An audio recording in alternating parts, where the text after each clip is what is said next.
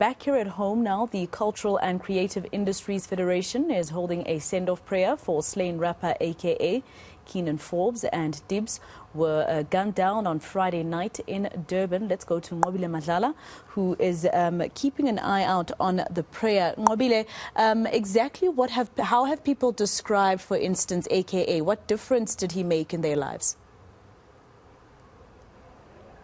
Well, a lot of people talking about the inspiration that he has brought to people's lives, as well as about the fact that he was in the industry, that he was one of the people that they have interacted with on a personal level. Others haven't interacted with him, but they know the work that he has done. So I'm going to bring in some of my guests because these are people that he has worked with in the industry. And my lady, you are in the acting industry. I want to ask from you, what sort of inspiration has he brought into your life?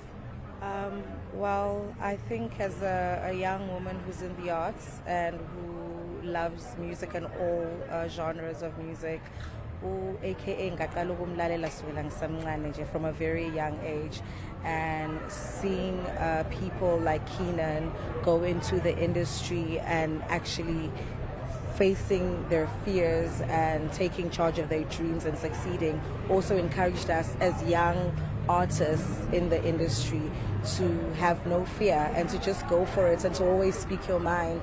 And I think what I really appreciated about him as an artist is just that he just had this spirit, this fire of just get it anyway, no matter how scared you are, no matter, even if you think it's abroad and maybe you think you'll never get there, but everything is possible.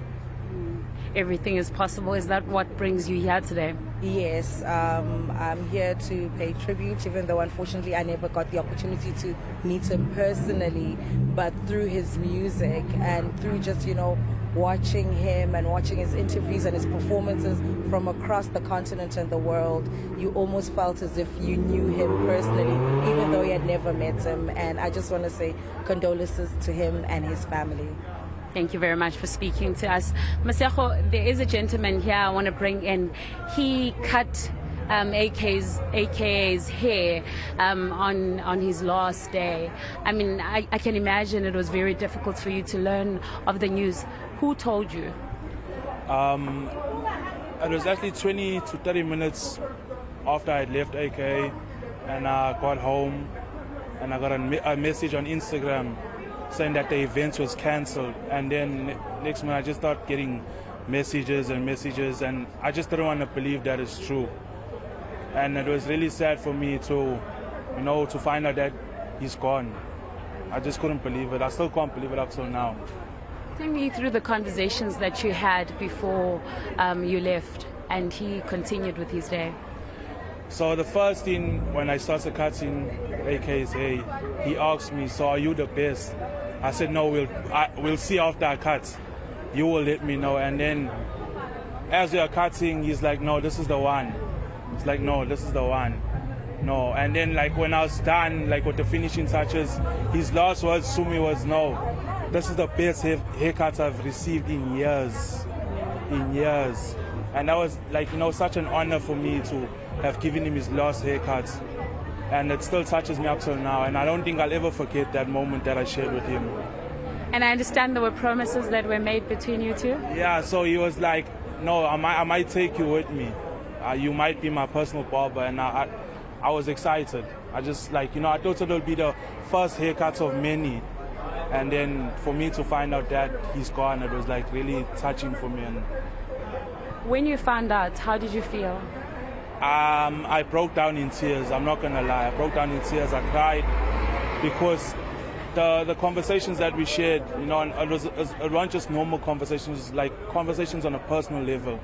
So it was really heartbreaking for me as a barber to cut someone that big in SA, and for me to find out that he was gone, it was really heartbreaking.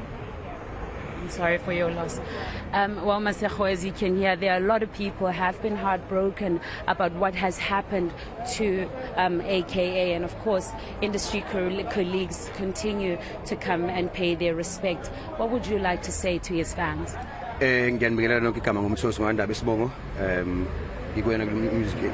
Music industry engafisa ukusho nje ukuthi alwehlanga lungehlile okusho ukuthi lokho siswami akwenzeki into ebafanele yenzeke. Sometimes empilweni sidlula kabuhlungu kodwa indlela isimele. So as Ndlala projects and Spirited Free Soul besifuna ukusho nje ukuthi samhlonipha kakhulu umndeni wakhe, abangani bakhe, ama-fans akhe, impilo iyaqhubeka. Kuhla kwenzile usebenzile. Ngiyabonga kakhulu. Thank you very much for speaking to us. So you coming from the MEC's office, we understand that you have a message for his fans and the industry colleagues. Tell us what the MEC say. Indeed, the MEC wants to express first her deepest condolences, to the family, to the fans of eNCA. We are saddened that one of the best stories, interesting stories to come out of South Africa has put to an end like that. So the MEC wants to appeal to everyone to allow patience and to allow the law enforcement agencies to do their work, to be able to try and get around and solve this matter and this incident. We also appeal to everyone, especially the fans. We've seen what is happening on social media.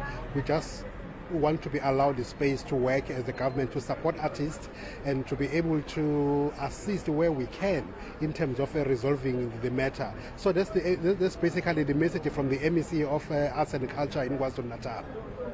And I mean, I can imagine that she's also devastated with this loss.